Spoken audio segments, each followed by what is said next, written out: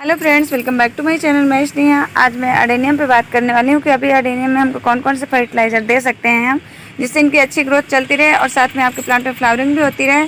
मैं आपको दिखाऊंगी मेरे प्लांट में, कुछ प्लांट में बहुत अच्छी फ्लावरिंग स्टार्ट भी हो चुकी है। ये तो मेरी जो फरवरी की सीडलिंग है, सारी फरवरी और मार्च की सीडलिंग है, वही है। कुछ प्लांट मैंने यहाँ से हटा भी दिए, कुछ में मैंने ग्राफ्टिंग भी की है, उसको भी मैं आपके साथ शेयर कर चुकी हूँ।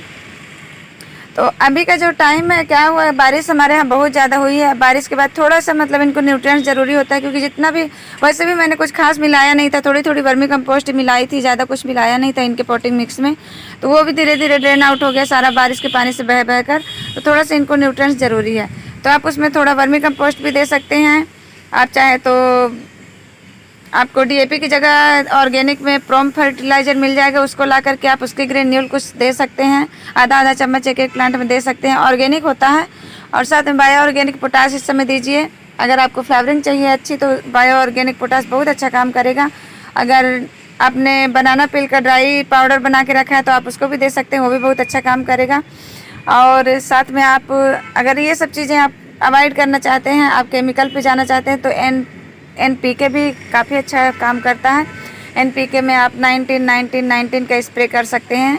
1 या 2 ग्राम लेकर के 1 लीटर प्रति लीटर मिला करके उसको, और आप उसको स्प्रे कर दीजिए, तो उससे भी प्लांट की नीड पूरी हो जाएगी। उसमें फास्फोरस, पोटेशियम और नाइट्रोजन तीनों की मात्रा होती है, तो प्लांट की ग्रोथ भी अच्छी करेगा वो। और साथ में प्लांट में, जिस प्लांट में फ्लावरिंग चाहिए होगी, जैसे कि मेच्योर प्लांट है, बड़े प्लांट हैं, इनमें फ्लावरिंग भी शुरू हो जाएगी, तो आप उसको भी कर सकते हैं। आप स्प्रे नहीं करना चाहते, स्प्रे आपको अगर लगता है कि मैं तो स्प्रे कम करती हूँ, मतलब स्प्रे मैंने नहीं किया है, मैं मिट्टी में डाल देती हूँ।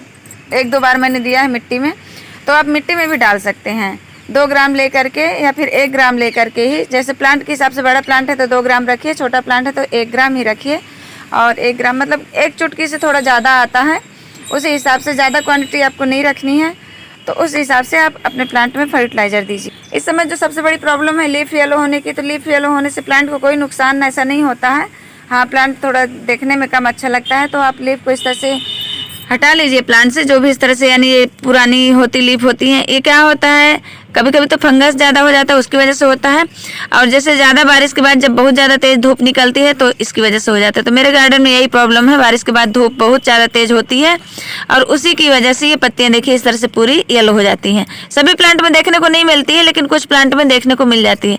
अब इनको निकालने से एक फ़ायदा भी है, हमारे स्टेम जो है एकदम सॉफ्ट, मतलब अच्छी हो जाती है। और जब भी हम इसमें कभी ग्राफ्टिंग करेंगे या इस प्लांट को ग्राफ्ट करेंगे, तो ये हमारी जो स्टेम होती है बहुत ही अच्छा रहता है उस समय, क्योंकि एकदम ग्राफ्टिंग के टाइम में जब हम इसकी पत्तियां हटाते हैं तो इससे थोड़ा सैप भी निकलता है और थोड़ी सी दिक्कत होती है। तो ये पहले से पत्तियां अगर निकल जाती हैं तो और ज़्यादा अच्छा रहता है।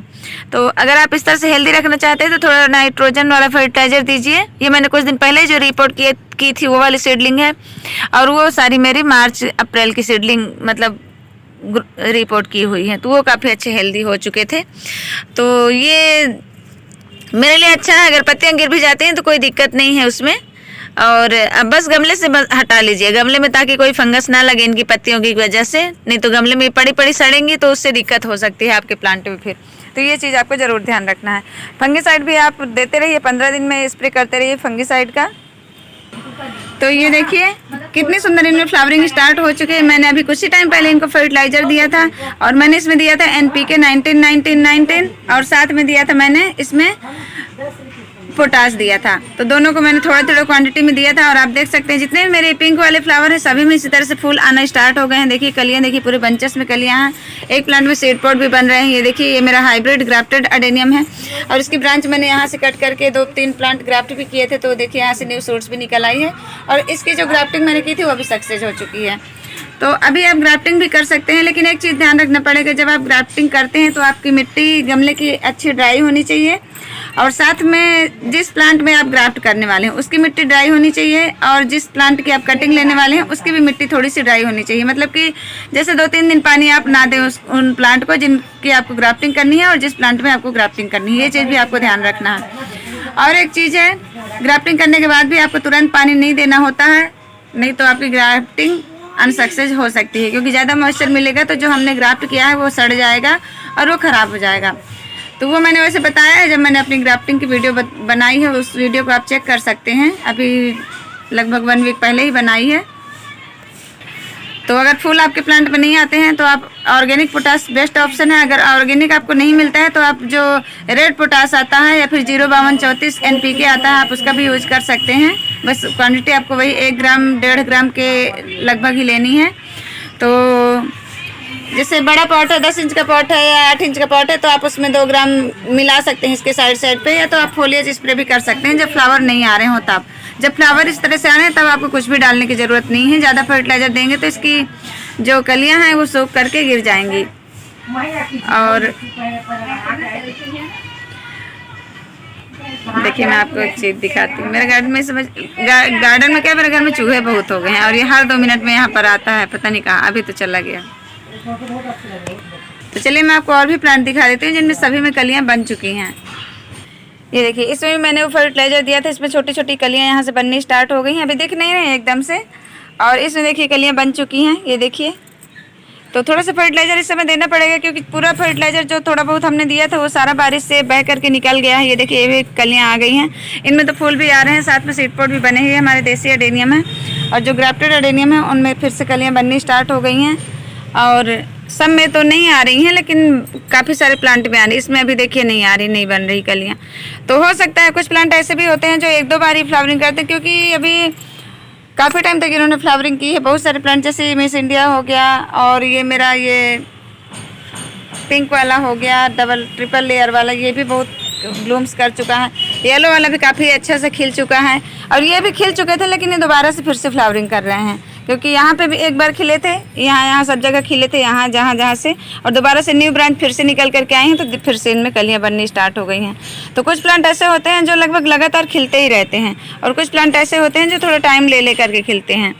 तो बस यही फर्टिलाइज़र थोड़ा सा देते रहें, ज़रूरी है देना। मैं भी दूँगी, फिर से एक बार थोड़ा फर्टिलाइज़र इनमें डाल दूँगी और जितने प्लांट अभी नहीं खिल रहे हैं उनमें भी फ्लावरिंग स्टार्ट हो जाएगी मेरे। तो यही आपको करना है। देखिए ये प्लांट है, इसमें भी कलियां देखिए कितनी सारी बन गई हैं और थोड़ी सी इसमें देखिए लीफ बर्न, इतनी ज़्यादा तेज़ी से हमारे यहाँ धूप हो रही है कि लीफ बर्न होने लगी, बिल्कुल धूप मतलब असहनीय सी हो गई है, बहुत ज़्यादा धूप तेज हो गई थी। लेकिन कल से फिर से बारिश हो रही है, कल से मतलब रिमझिम से फुहार लगी हुई है कल से, तो मौसम काफ़ी अच्छा हो गया है और आज प्लांट बहुत ही खुश दिख रहे हैं। पर जो पीली हुई पत्तियाँ हैं उनको आप इस तरह से हटाते रहिए तो आपके प्लांट काफ़ी अच्छे हेल्दी रहेंगे। और इनको पत्तों से आप परेशान मत होइए, पत्ते थोड़े बहुत गिरते ही रहते हैं इस तरह से प्रॉब्लम, क्योंकि कभी ठंडी है, कभी गर्मी है, कभी बरसात है, तो थोड़ा बहुत मौसम चेंज होने की वजह से पत्तियां इस तरह से येलो होती हैं। हाँ, एक चीज़ आपको ध्यान रखना है, पत्तियां येलो होने लगे और प्लांट आपका झुकने लगे तो आप फिर समझ जाइए कि आपके प्लांट में फंगस अटैक हो गया। तो उस टाइम पर आपको ध्यान देने की ज़रूरत है, उस टाइम पर आपको प्लांट को निकाल के चेक करना ज़रूरी हो जाता है। बाकी टाइम में आपको प्लांट की इतनी बहुत ज़्यादा चिंता करने की ज़रूरत नहीं होती है। तो यहाँ पे देखिए मेरे जो ग्राफ्टेड अडेनियम है वो सारे अभी सिर्फ 4-5 दिन हुआ है, 4 दिन, तो अभी ग्राफ्टिंग इतनी जल्दी क्या सक्सेस होगी। जो लगभग 20 दिन पहले की थी उनमें देखिए फुटाव आ गए हैं। एक ये है, एक देखिए यहाँ भी आई फुटाव दिखने लगा है। इसको तो मैंने खोल भी दिया है, इसकी जो ये पॉलीथीन थी वो मैंने ग्राफ्टिंग टेप था उसको खोल दिया है, इसको अभी नहीं खोला है। देखिए 2 आई फुटाव यहाँ से दिखने लगे, तीसरा भी इधर से दिख रहा है और एक यहाँ पर देखिए निकल गया है। ये देखिए इसकी भी मैंने अभी पॉलीथीन नहीं खोली है, इसको भी मैं आजकल में खोल दूंगी, क्योंकि देखिए जो प्लास्टिक है उसको फाड़ करके बाहर आ गया है। तो इस समय अब इस कंडीशन में हमको इसका जो ग्राफ्टिंग टेप होता है उसको निकाल देना चाहिए, नहीं तो फिर ज़्यादा मजबूत हो जाएगा, तो ब्रांच बड़ी हो जाएगी तो फिर उसको निकालने में थोड़ी सी प्रॉब्लम हो सकती है। तो बस आप ग्राफ्ट कर सकते हैं, बस उसको थोड़ा सा छाया में बचा के आपको रखना पड़ेगा, धूप से भी बचाना पड़ेगा, थोड़ा बारिश से भी बचाना पड़ेगा। अगर बारिश का पानी इनमें पड़ गया तो ग्राफ्टिंग ख़राब हो जाएगी और साथ में फंगस लग के पूरा प्लांट भी फिर ख़राब हो जाएगा। तो ये चीज़ ज़रूर ध्यान रखना है आपको। इधर हमारी सारी सीडलिंग है और तो आप यही कर सकते हैं। सीडलिंग के लिए टाइम अब आपके पास नहीं है। अगर आप अभी सीडलिंग करते हैं तो सीडलिंग अगर अब करेंगे तो 1 महीना सीडलिंग को ग्रो मतलब सीड तैयार होने में लग जाएगा, ग्रो करने में, और फिर वो मतलब सितंबर के बाद अक्टूबर आ जाता है, अक्टूबर के बाद विंटर स्टार्ट हो जाता है। तो विंटर जैसे ही आता है वैसे ही डोरमेंसी में चले जाते हैं, इनकी ग्रोथ बिल्कुल एकदम से रुक जाती है। तो उस कंडीशन पे जैसे अभी आपके पास अगर सीडलिंग तैयार है तो आप उसको रिपोर्ट कर सकते हैं इस सितंबर के महीने में, लेकिन उसके बाद आप रिपोर्ट भी मत कीजिएगा। मैं भी अब जो मेरे पास इतने सारे सीड बचे हुए हैं, जो प्लांट बचे हुए हैं, ये देखिए, इनको मैं रिपोर्ट नहीं करूँगी। अब मैं इनको नेक्स्ट ईयर मतलब फरवरी में ही रिपोर्ट करूँगी। इसी में ये अच्छे से बढ़ते रहेंगे, इनको हम न्यूट्रिएंट देते जाएंगे, वर्मी कंपोस्ट और माइक्रो न्यूट्रिएंट्स देते रहेंगे, तो ये इसी में बढ़ता रहेगा। ये भी है और भी कई सारे में लगे हुए हैं। अभी मैंने लगभग 8 दिन पहले कुछ रिपोर्ट कर भी लिए थे। अभी मैं चाहूँ तो इनको कर सकती हूँ, लेकिन अब जगह भी इतनी अवेलेबल नहीं है और साथ में थोड़ा सा जगह है का ही है रखने के लिए, छाया वाली जगह नहीं है। कम से कम 1 हफ्ते इनको छाया में ही रखना पड़ता है, तो उस वजह से मैं इनको रिपोर्ट नहीं कर रही हूँ। और सीडलिंग आप बिल्कुल भी मत कीजिएगा, क्योंकि आपके सीड जो है वो ख़राब हो जाएंगे। उग तो जाएंगे लेकिन वो फिर छोटे छोटे सीडलिंग रहती है, वो विंटर झेल नहीं पाती है, क्योंकि हमारे यहाँ तो बहुत ज़्यादा ठंडी पड़ती है, तो पाला सा लग जाता है उनमें और वो ख़राब हो जाती है। लास्ट ईयर मैंने सितंबर में सीड ग्रो किए थे, लेकिन वो फिर बच नहीं पाए थे। ग्रो तो हो गए थे सारे, लेकिन बच नहीं पाए थे। तो इसलिए बोल रही हूँ, मैंने मतलब ट्राई किया है, इसीलिए आपको बता रही हूँ। आप करना चाहते तो कर सकते हैं, मैं आपको मना नहीं करूँगी, लेकिन उतने अच्छे से हेल्दी ग्रो नहीं हो पाते हैं। वो जाके ग्रोथ उनकी फरवरी से ही स्टार्ट होगी अगर बच भी जाएंगे तो इससे अच्छा है कि आप उसको फरवरी में या फिर जनवरी में भी आप 15 जनवरी के बाद भी आप उसको ग्रो कर सकते हैं, लेकिन अभी ना करेंगे तो ज़्यादा अच्छा रहेगा। सीड को अच्छे से फंगीसाइड लगा के संभाल कर रख दीजिए। जैसे ही सीड पॉट मेरे बनेंगे हाइब्रिड के, तो मैं इनको संभाल करके रख लूँगी फंगीसाइड लगा करके। और अगर ये मेच्योर हो गए, एक बार का तो मेरा ख़राब हो गया, थोड़ी सी मेरी गलती भी थी, मैंने उसको बारिश में ही छोड़ दिया था। कल से बारिश हुई तो मैंने इस बार इसको उठा करके छाया में रख लिया, ताकि इसमें कोई फंगस वगैरह ना लगे। और फंगीसाइड का स्प्रे इस पर भी करते रहना है, माइक्रो न्यूट्रिएंट्स का स्प्रे भी करते रहना है, ताकि ये हेल्दी रहे।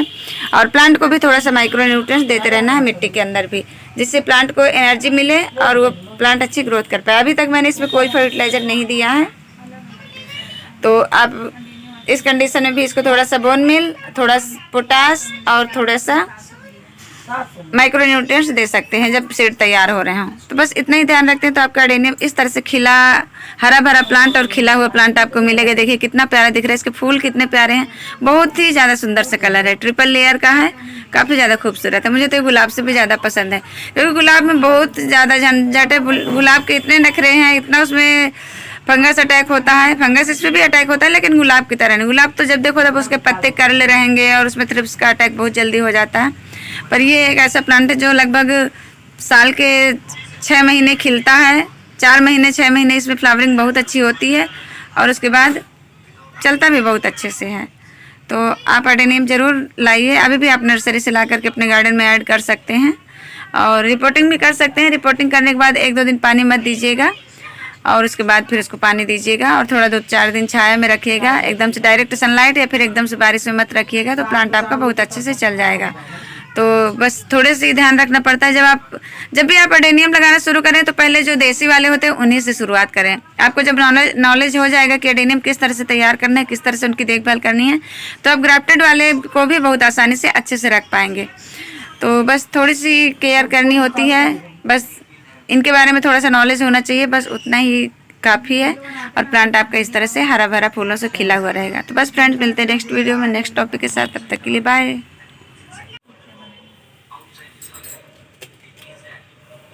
महिना नहीं आता, नहीं आता, महिना नहीं आता, जैसे बना दीजिए तो नहीं आता।